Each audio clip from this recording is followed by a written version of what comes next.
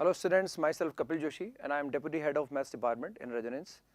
मैं आज के इस वीडियो में आपको बेसिकली कुछ सरप्राइजिंग फैक्ट के बारे में बताने वाला हूं जो अभी सरप्राइजिंगली बच्चों के साथ हुआ है। जेई मेन 2024 सेशन 1 जब ऑर्गेनाइज किया गया तो इसके पहले एनटीए ने JEE Main 2024 session 1 JEE Main 2024 के सिलेबस में कुछ बदलाव किया था। बदलाव बहुत ड्रास्टिक नहीं था, हालांकि उन्होंने कुछ इंट्रोड्यूस नहीं किया था सिलेबस के अंदर। सिलेबस में से कुछ पोर्शन कट ही किया था। पूरा एक चैप्टर जो मैथमेटिकल रीजनिंग था, ये एक ऐसा चैप्टर था जब पूरा उन्होंने सिलेबस में से रिमूव किया था। लेकिन कुछ चैप्टर ऐसे भी थे जिन्होंने पूरे रिमूव नहीं किए, लेकिन उनमें से बीच बीच में सब टॉपिक्स उन्होंने रिमूव किए थे। तो मेरा वीडियो यहाँ इसी बात पर फोकस करेगा कि जेई एनटीए ने सिलेबस रिमूव करने के बाद भी जो चैप्टर में से जो सब टॉपिक रिमूव किए, उन सब टॉपिक में से भी रिमूव करने के बाद भी उन्होंने जेई मेन 2024 के सेशन 1 में इन सवालों को पूछा है। लेकिन हमें पहले से पता था, जब हमने सिलेबस देखा था तो सिलेबस देखकर ही हमें पता लगा था कि ये जो रिमूव टॉपिक हैं इनमें से जेई मेन या एनटीए सवाल जरूर पूछेगा, ये सवाल जरूर आएंगे जेई मेन के अंदर। इसलिए हमने हमारे बच्चों को एडवांटेज पर रखा, हमारे बच्चे एडवांटेज पर रहे। हमने उन रिमूव्ड सब टॉपिक में से भी बच्चों की सवालों की प्रैक्टिस करवाई ताकि बच्चों को कोई नुकसान नहीं हुआ, बच्चे बड़े एनर्जेटिक रहे और मोटिवेटेड रहे। 24 नवंबर को हमारे जो 12th क्लास के जो बच्चे थे उनका जब सिलेबस पूरा हुआ 24 नवंबर को, तो 24 नवंबर को सिलेबस पूरा पढ़ने के बाद हमने 6 दिसंबर से 20 जनवरी तक उनके करीब 30 टेस्ट कंडक्ट करवाए। और ये सारे के सारे 30 टेस्ट जेई मेन पैटर्न पर बेस्ड थे। मतलब हर पेपर के अंदर 30 सवाल थे। जैसा सवाल जेई मेन में पूछा जाता, जैसा पेपर जेई मेन में पूछा जाता है, उस तरह के पेपर, उसी थीम पर हमने सारे पेपर 30 पेपर ये ऑर्गेनाइज करवाए, उन बच्चों के लिए कंडक्ट करवाए। और इन सारे 30 पेपर में हमने हर रिमूव टॉपिक में से जो सवाल बन सकता था वो सवाल उन बच्चों के सामने पेश किया। पहले बच्चों को लगा भी सही कि भाई ये सिलेबस रिमूव हो गया, आप इस सवालों को क्यों पूछ रहे हैं। बच्चों को समझाया कि हमने इस पे सवाल आ सकते हैं, और बाद में बच्चों ने एडवांटेज फील किया, बच्चे मोटिवेटेड रहे। और इन सब बातों को देखकर बच्चों का रिजल्ट भी अच्छा आया और बच्चे काफ़ी खुश रहे। रेजोनेंस हमेशा बच्चों के लिए इनोवेशन करता रहता है, बच्चों के हितों का ध्यान रखता है, और मैं कह सकता हूँ रेजोनेंस जैसा कोई नहीं। आइए मैं अब 1 बाय 1 आपको उन क्वेश्चंस के बारे में बताऊंगा जो रिमूव्ड सब टॉपिक, जो टॉपिक रिमूव कर दिए थे और फिर भी उन रिमूव टॉपिक में से सवाल पूछे गए, उन सवालों को 1 बाय 1 लेके आता हूं मैं। तो मैं आपके सामने उन्हीं क्वेश्चंस को यहाँ हाईलाइट करूंगा जो भले ही उन्होंने सब टॉपिक रिमूव कर दिया हो, लेकिन फिर भी उस सब टॉपिक में से सवाल उन्होंने पूछा है जेई मेन सेशन 1 जो जनवरी फरवरी में हुआ था। मैं यहाँ पर सिलेबस भी लिखूंगा। बेसिकली जो सिलेबस आपको दिख रहा है ये सिलेबस जेई मेन 2023 का है। इसमें से जो हाईलाइटेड पोर्शन है ये वो पोर्शन है जिन्होंने जेई मेन 2024 के सिलेबस में से रिमूव किया। जो टॉपिक जो हाईलाइट हो रहा है ये उन्होंने सिलेबस में से रिमूव किया ना, और इन्हीं सब टॉपिक जो जिन्होंने उनको रिमूव किया, इन्हीं सब टॉपिक से उन्होंने कुछ सवाल पूछे हैं, वो क्वेश्चंस मैं आपके सामने लेके आता हूँ ना। जैसे अगर हम सीक्वेंस एंड सीरीज का सिलेबस देखें तो ये पूरा सिलेबस 2023 का था, लेकिन ये कुछ सब टॉपिक उन्होंने रिमूव किए, जैसे sum up to n terms of special series and arithmetic geometric progression. Clear लिखा हुआ है कि एजीपी को उन्होंने रिमूव कर दिया, sigma n square, sigma n cube, और स्पेशल सीरीज का सम वाला जो पोर्शन था इसको रिमूव किया गया। लेकिन फिर भी इसमें से उन्होंने सवाल पूछे हैं ना।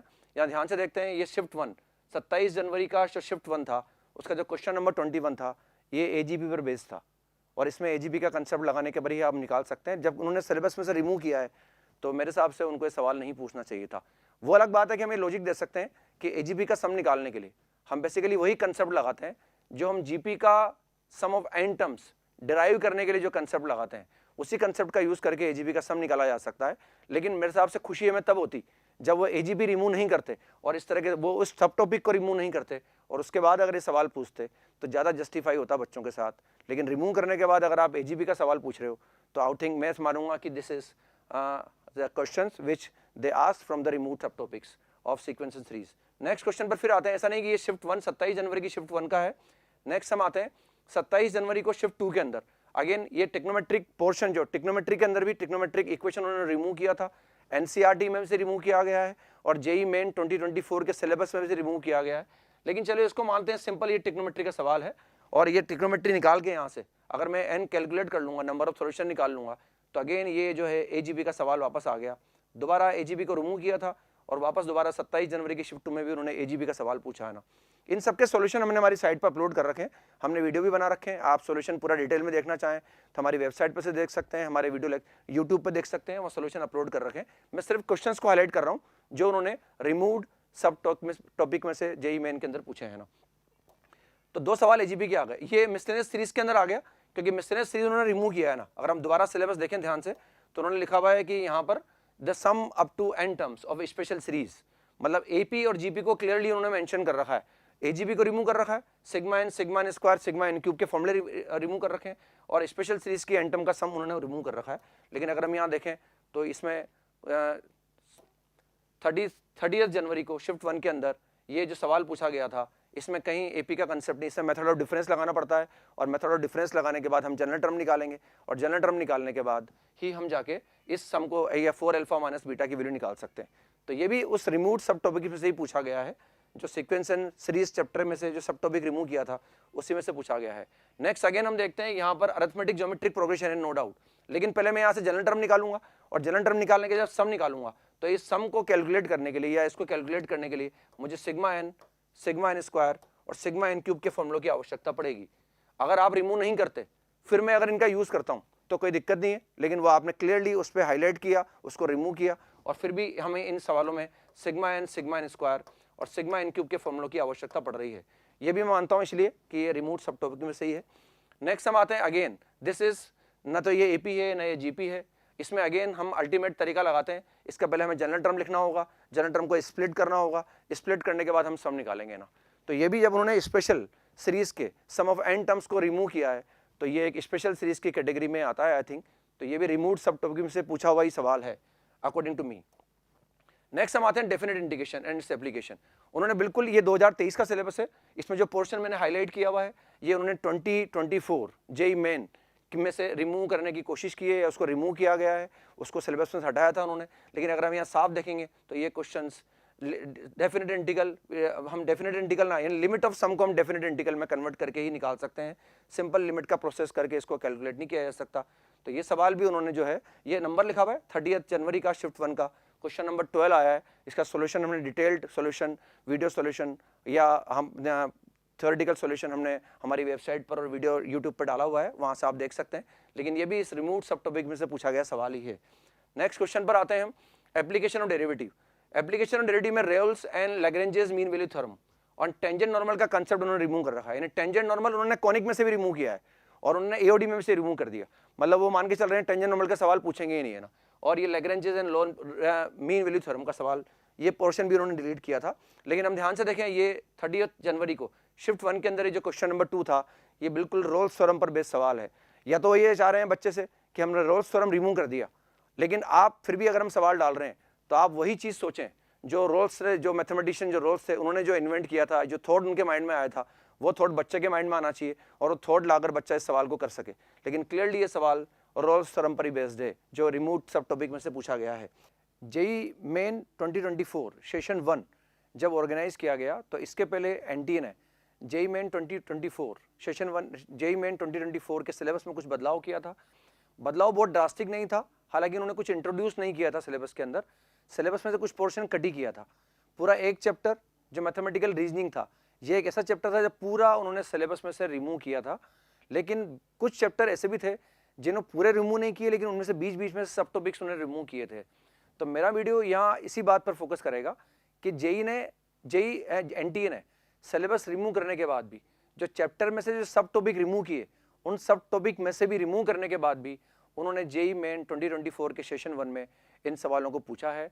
लेकिन हमें पहले से पता था, जब हमने सिलेबस देखा था तो सिलेबस देखकर ही हमें पता लगा था कि ये जो रिमूव टॉपिक हैं इनमें से जेई मेन या एनटीए सवाल जरूर पूछेगा, ये सवाल जरूर आएंगे जेई मेन के अंदर। इसलिए हमने हमारे बच्चों को एडवांटेज पर रखा, हमारे बच्चे एडवांटेज पर रहे। हमने उन रिमूव्ड सब टॉपिक में से भी बच्चों की सवालों की प्रैक्टिस करवाई ताकि बच्चों को कोई नुकसान नहीं हुआ, बच्चे बड़े एनर्जेटिक रहे और मोटिवेटेड रहे। 24 नवंबर को हमारे जो 12th क्लास के जो बच्चे थे उनका जब सिलेबस पूरा हुआ 24 नवंबर को, तो 24 नवंबर को सिलेबस पूरा पढ़ने के बाद हमने 6 दिसंबर से 20 जनवरी तक उनके करीब 30 टेस्ट कंडक्ट करवाए। और ये सारे के सारे 30 टेस्ट जेई मेन पैटर्न पर बेस्ड थे। मतलब हर पेपर के अंदर 30 सवाल थे। जैसा सवाल जेई मेन में पूछा जाता, जैसा पेपर जेई मेन में पूछा जाता है, उस तरह के पेपर, उसी थीम पर हमने सारे पेपर 30 पेपर ये ऑर्गेनाइज करवाए, उन बच्चों के लिए कंडक्ट करवाए। और इन सारे 30 पेपर में हमने हर रिमूव टॉपिक में से जो सवाल बन सकता था वो सवाल उन बच्चों के सामने पेश किया। पहले बच्चों को लगा भी सही कि भाई ये सिलेबस रिमूव हो गया, आप इस सवालों को क्यों पूछ रहे हैं। बच्चों को समझाया कि हमने इस पे सवाल आ सकते हैं, और बाद में बच्चों ने एडवांटेज फील किया, बच्चे मोटिवेटेड रहे, और इन सब बातों को देखकर बच्चों का रिजल्ट भी अच्छा आया और बच्चे काफ़ी खुश रहे।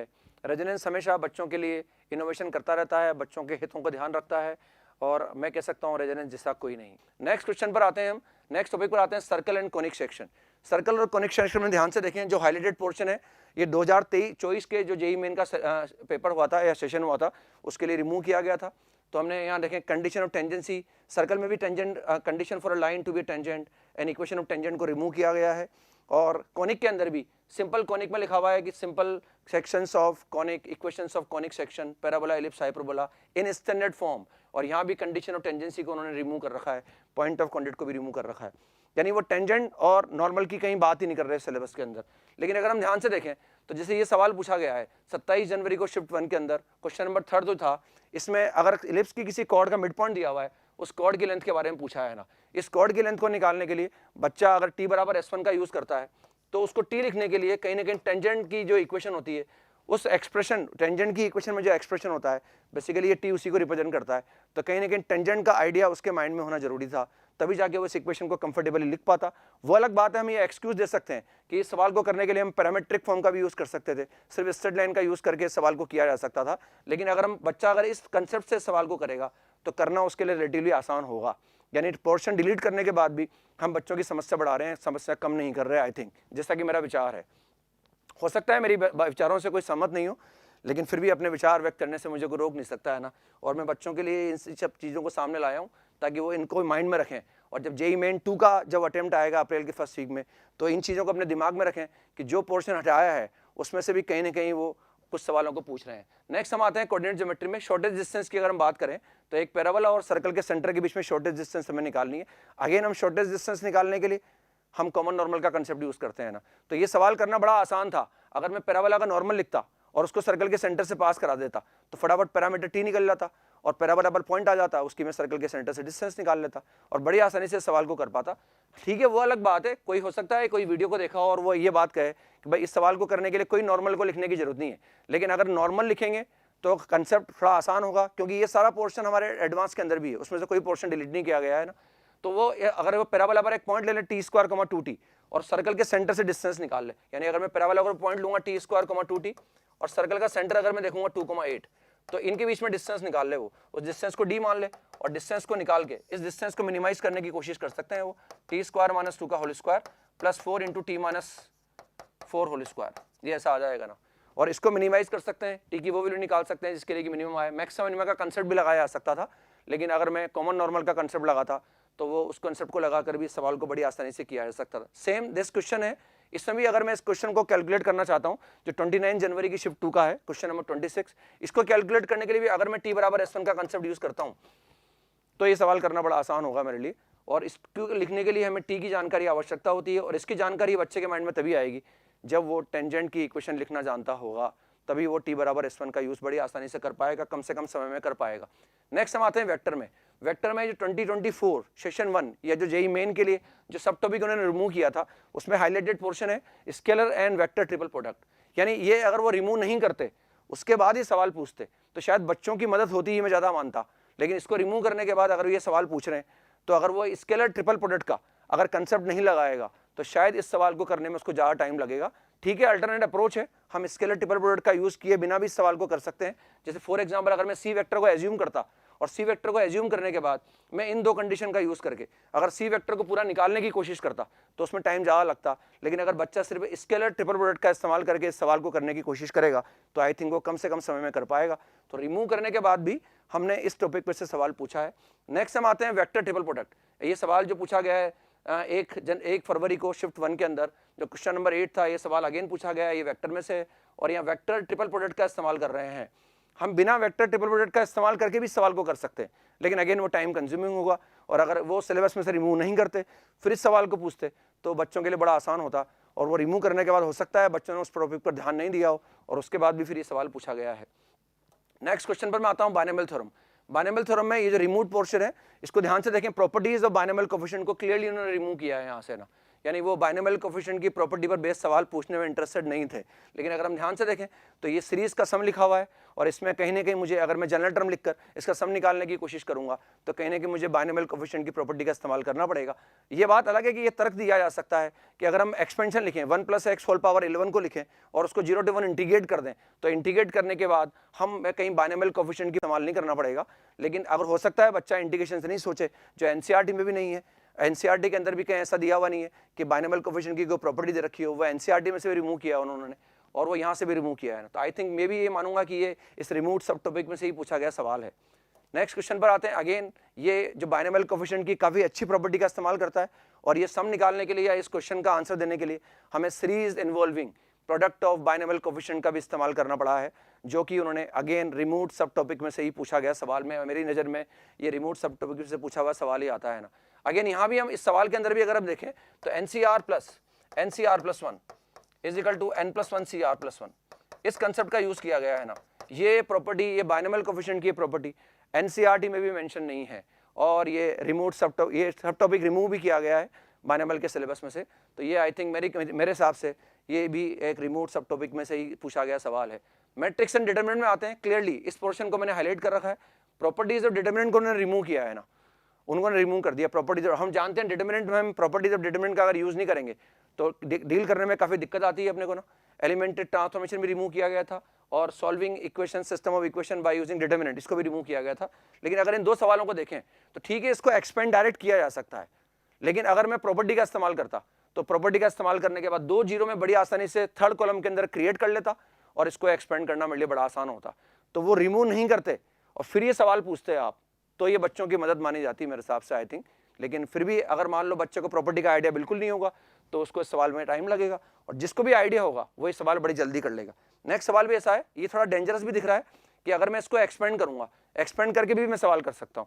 लेकिन अगेन अगर मैं प्रॉपर्टी का यूज करता, थर्ड रो में से फर्स्ट रो को माइनस करता, सेकंड रो में से फर्स्ट रो को माइनस करता, तो मैं जीरो वगैरह क्रिएट कर पाता और फिर एक्सपेंड करके मैं बड़ी आसानी से डेरिवेटिव निकाल सकता था, है ना। तो ये भी डिटरमिनेंट ऑफ प्रॉपर्टी के, प्रॉपर्टी ऑफ डिटरमिनेंट पर आधारित सवाल है। फिर आते हैं प्रोबेबिलिटी पर। इन्होंने बर्नौली ट्रायल्स को और बाइनोमियल डिस्ट्रीब्यूशन को रिमूव किया है। बाइनोमियल डिस्ट्रीब्यूशन का मतलब कहीं ना कहीं बाइनोमियल प्रोबेबिलिटी से भी बचने की कोशिश कर रहे थे। लेकिन अगर इस सवाल को डिस्कस करें तो इस सवाल को करने के लिए अगर मैं बाइनोमियल प्रोबेबिलिटी का इस्तेमाल करूंगा तो ये सवाल एक लाइन में किया जा सकता है। अगर मैं बाइनोमियल प्रोबेबिलिटी का इस्तेमाल करने से बचूं तो इस सवाल मुझे 3 केसेस बनाने पड़ेंगे कि दोनों टेल, या तो फर्स्ट प्लेस पर दोनों टेल आ जाए, या टेल आ जाए, या टेल आ जाए, या हेड आ जाए, फिर ऐसा हो जाए या टेल या हेड या टेल आ जाए, फिर ऐसा हो सकता है या हेड आए या टेल आए या टेल आए। इन 3 केसेस को मुझे लिखना पड़ेगा। इन तीनों की प्रोबेबिलिटी सेम होगी, मुझे 3 से मल्टीप्लाई करना पड़ेगा किसी एक इंडिविजुअल वैल्यू को निकाल के। लेकिन अगर मैं बाइनोमियल प्रोबेबिलिटी का इस्तेमाल करता तो ये सवाल करना बड़ा आसान होता। तो ये वो क्वेश्चंस हैं जो उन्होंने जेईई मेन 2024 सेशन 1 में जो सेशन 1 जो हुआ था उसमें से रिमूव सब टॉपिक में जो पूछे गए सवाल थे वो मैं आपके सामने लाने की कोशिश करूंगा। होपफुली बच्चों आप इन सवालों को, इन बातों को दिमाग में रखेंगे और जब आप जेईई मेन सेशन 2 में अपीयर होंगे तो इन टॉपिक का एक एलिमेंट्री आइडिया लेकर जाएंगे आप, ताकि आपको दिक्कत नहीं आए और आप अच्छे से अच्छा स्कोर कर सकें। All the best for your board exams and upcoming JEE main 2।